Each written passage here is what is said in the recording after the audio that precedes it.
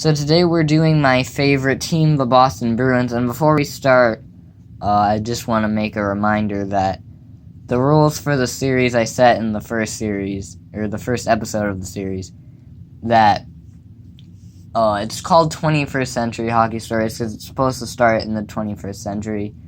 The Ducks, Coyotes, and Thrashers all came into existence or moved to their respective city in the 90s, so I was just able to pick up from there. But with the Bruins, I'm not going to go all the way back to original 6 times to do this.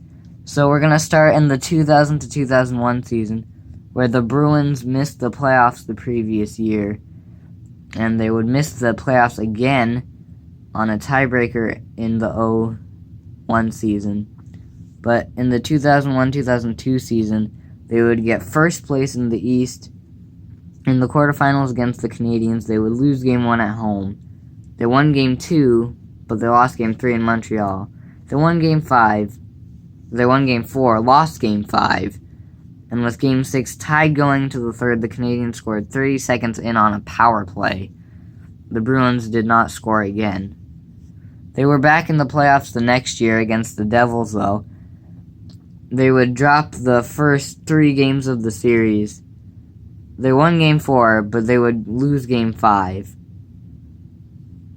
So they'd be back the next year against the Canadiens. They would win Games 1 and 2 at home, lose Game 3 in Montreal. They won Game 4 in double overtime. Leading the Canadiens 3-1, they were blown out in both Games 5 and 6. With a scoreless tie going into the third of Game 7, the Habs scored midway through third period. Richard Zenick, scorer of the first goal, scored an empty netter with 8 seconds left to eliminate the Bruins. But they went undefeated in the 04-05 lockout season because they didn't play any games that they could lose, so ha. Alright, no more lockout jokes going forward. The Bruins would miss the playoffs in the 05-06 and 06-07 season. But in the 2007 to 2008 season, they would make the playoffs against the Montreal Canadiens. They had dropped Games 1 and 2 in Montreal. They won Game 3 at home in overtime. They lost Game 4. But down 3-1, they came back to win Games 5 and 6. It would have been really sweet to reverse the comeback against the Canadiens. Could the Bruins do it? Well, sadly, it was not to be, as they lost 5-0 in Montreal in Game 7. But they were back the next year against who other than the Montreal Canadiens. I hate that team. Anyway, they won Games 1 and 2 at home, and they won Game 3 in Montreal.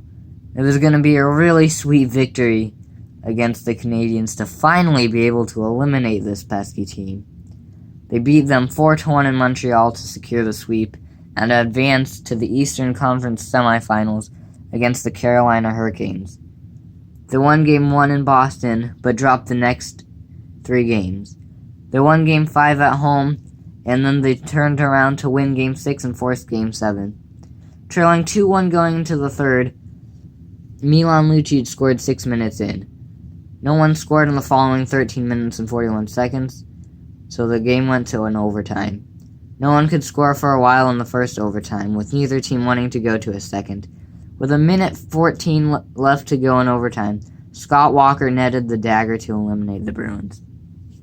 But in the 2009 to 2010 season, the Bruins were back at it again against the Buffalo Sabres. I'm sure we don't have any Sabres fans in the audience, so probably won't get offended if I, be mean about this. I won't anyway, though, because I'm a nice person. But anyway, the Bruins would lose Game 1, win Game 2, then win Game 3 2-1. They won Game 4 in double overtime at home. After losing Game 5, they would win Game 6 at home.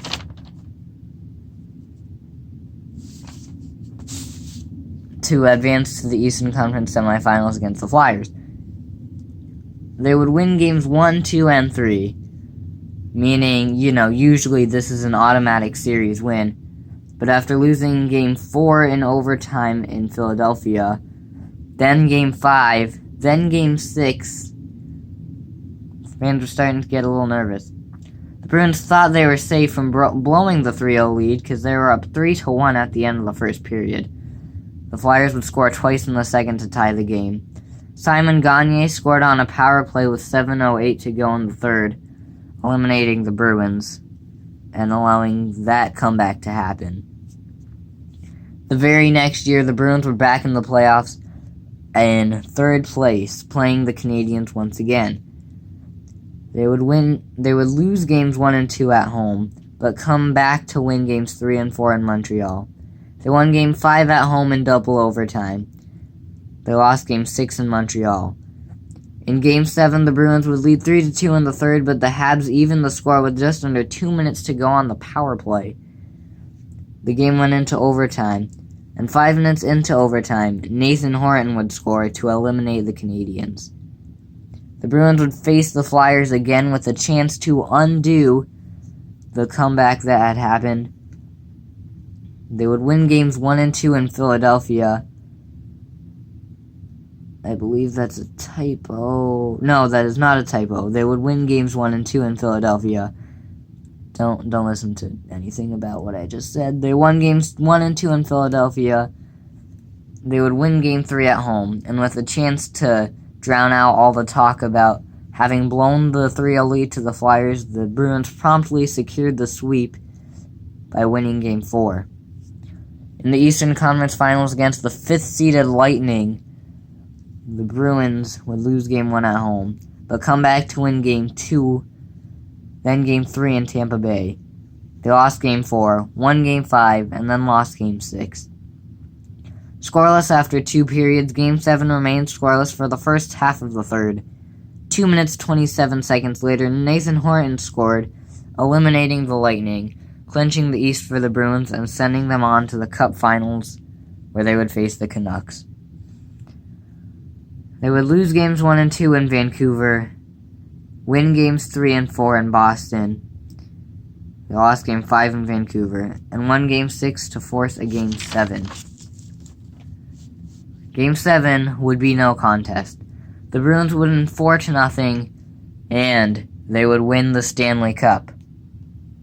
I'm sure nothing important happened afterwards, so we're just going to call it here.